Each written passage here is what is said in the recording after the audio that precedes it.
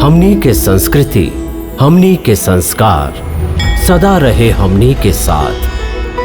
भारत के महान ग्रंथ और काव्य सब के संपूर्ण संकलन सब्सक्राइब करें तिलक।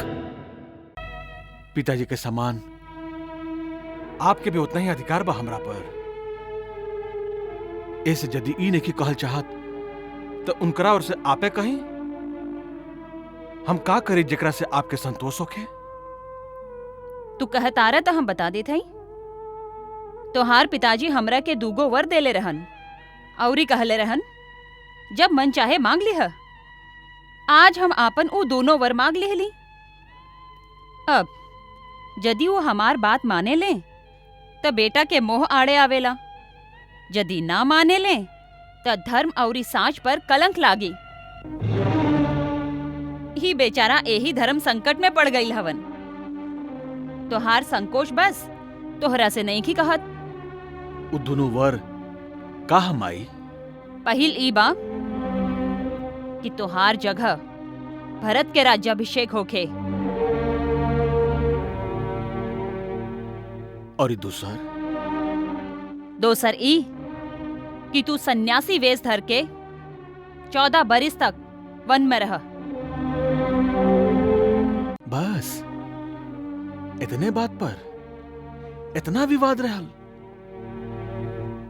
भारत के राज्य देवे खातिर तो हमरा केकरो आज्ञा के आवश्यकता ही नहीं खे।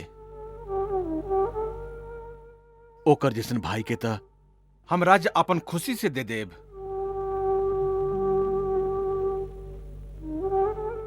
रहल बन जाए के बाद तो लागता कि हमार कोनो पुण्य जागल बा जे आपके आज्ञा से हमरा वहां जाए के अवसर मिल रहल बा, जहां ऐसन ऐसन महान ऋषियन और मुनियन के दर्शन कर सकब जिनकर तेज तीनों लोकन के प्रकाशित कर सकेला। माई, हमार तो चारों ओर से कल्याण हो गईल। पिताजी की आज्ञा के पालन, माई के इच्छा के पूरा करे के अवसर, छोट भाई के राज्याभिषेक और मुनि दर्शन से हमार कल्याण। भैया भैया ये हम ही सुनत हई का ई सच है के कई के कहला पर महाराज आपसे राज छीन लेलन? लक्ष्मण, माता कैकेयी के कैकेयी कह के कब से पुकारा के सीख लेला तू? आप बोलाई उनका के माई। हम ओ कुल घातनी के माता ना कहब और हम ये अन्याय भी कबो ना होके देब। भैया हमारी धनुष केवल शोभा के वस्तु ना है। हमें धनुष से महाराज के चतुरंगिनी सेना के अकेला सामना कर सकीला। लक्ष्मण, महाराज का समझलन कि राम बड़ा विनयशील हवन, वो चुपचाप सब कुछ सहन कर ली है। उनका नहीं के मालूम कि राम के नाम पर मर मिटे वाला लोग चुप ना रही हैं। सारा जनता विरोध कर दी और फिर जनता का भी क्या आवश्यकता बा? उनकर दास लक्ष्मण अकेला ही महाराज और उनकर पूरा सेना खातिर पर्याप्त बा। और भरत भी आ गिला ना तो उनका के भी छठी के दूध याद करा दे। चुप रहा लक्ष्मण, अनर्गल बात मत करा। आप बीच में मत पड़ी भैया। अन्याय सहना क्षत्रिय धर्म के विरुद्ध है। शत्रु वार करे और क्षत्रिय होकर उत्तर ना दे, ई ओकरा वीरता पर धिक्कार बा। ये राज सिंहासन प्रजा में घोषणा करके आपके दिहल जा चुकल बा। ओह राज सिंहासन पर बैठे के अधिकारी केहू ना हो सकेला, स्वयं महाराज भी ना। भैया आपके लक्ष्मण यदि मर ना गईल तो वो सिंहासन पर महारानी सीता के साथ आप विराजमान हो खब। महाराज दशरथ और उनकर चहेता भरत दोनों आपके दरबार में हाथ जोड़ के खड़ा रही हैं। वाह वाह, कितना सुंदर चित्र बा। पिता हाथ बांध के सामने खड़ा बाड़न और पुत्र अपना पत्नी के साथ आसन पर बैठल उनका के आज्ञा दे रहा बा। आकाश से उतर के देवता भी अहिए ए दृश्य के देखे खातिर कि अयोध्या में मानव सभ्यता कितना उन्नति कर ले बा। परंतु जब पिता ही अपना आचरण से गिर जास, आपन धर्मात्मा पुत्र के एक स्त्री के कहला पर। बस कर लक्ष्मण, बस।